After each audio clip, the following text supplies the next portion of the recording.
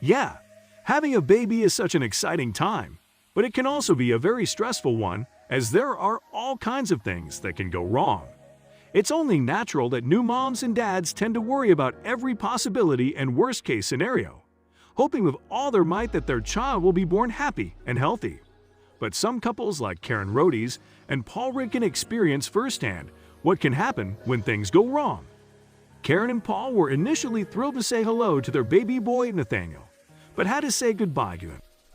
Nathaniel was born with a rare, life-threatening condition known as polycystic kidney disease.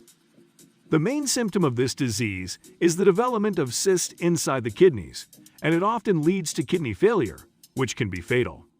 In Nathaniel's case, it was too much to bear for a newborn baby.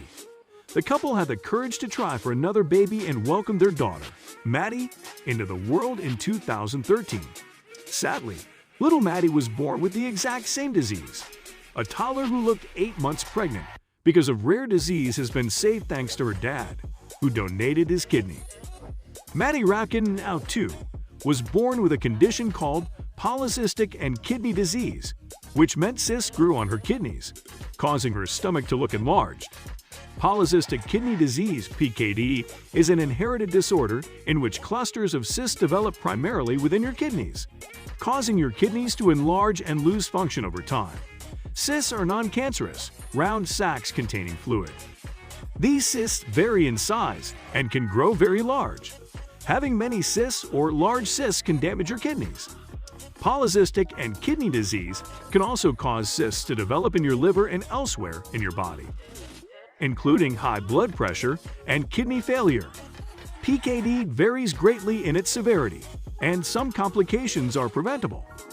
Lifestyle changes and treatments might help reduce damage to your kidneys from complications. Then her condition started to get even worse. She was sleeping for up to 18 hours each day, having no energy at all and vomiting all the time. Her parents were living in a constant state of stress, made much worse when doctors gave Karen and Paul the news. They were so scared to hear their daughter was going to die without a kidney transplant. Although Maddie's condition was managed early on when she reached 18 months, her parents, Paul Rickin and Karen Rodes, were told she urgently needed a kidney transplant. Luckily, her dad was identified as a donor, and following a life-saving operation in January 2016, she's recovered well. Any father would have done what I did donating my kidney to Maddie, Rockin said. We're high and can watch Maddie grow up as a happy and healthy little girl. Maddie's parents from New Jersey in the US are both carriers of the recessive gene for PKD, a genetic condition that leads to the deterioration of kidney and liver function. The couple found out they carried the recessive gene when Rodes, who is also mom to Jackson, aged 9 from a previous relationship, and 1-year-old Penelope with Rockin, fell pregnant with their first child together.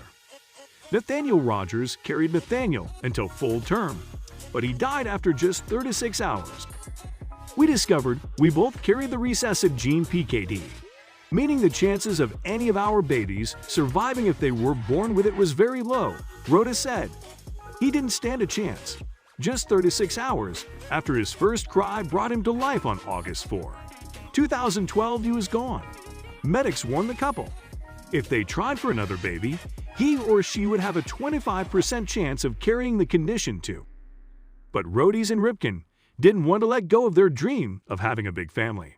When I fell pregnant again, we were both over the moon, Rhodes explained. Then our 20-week scan, doctors found Maddie's kidneys were enlarged, a sure sign of PKD, just like Nathaniel. My heart sank. I was determined we didn't lose our baby to the deadly disease again. The family found a doctor in Philadelphia who knew how to look after babies with PKD. In November 2013, they traveled to the Children's Hospital of Philadelphia for what should have been a routine scan.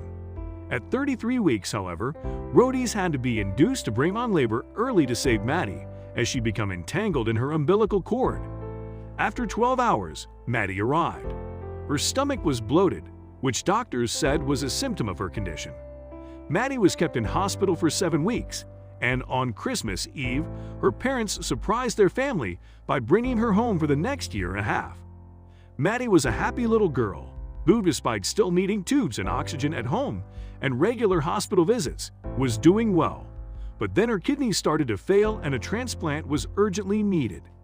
After Rockin was identified as a match, the operations took place on 19 January 2016, with Paula and Maddie, two of my most precious souls, going under the knife.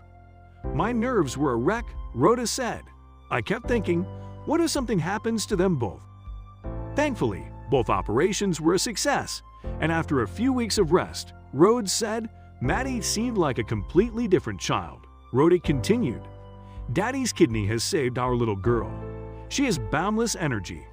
Her massive tummy now looks a little bit rounded, but she's happy and healthy. 2-year-old.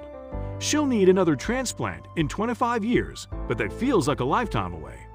Mary was born with little hope and a condition that threatened her life. But the wonders of modern medicine and the boundless love of her father helped to save her.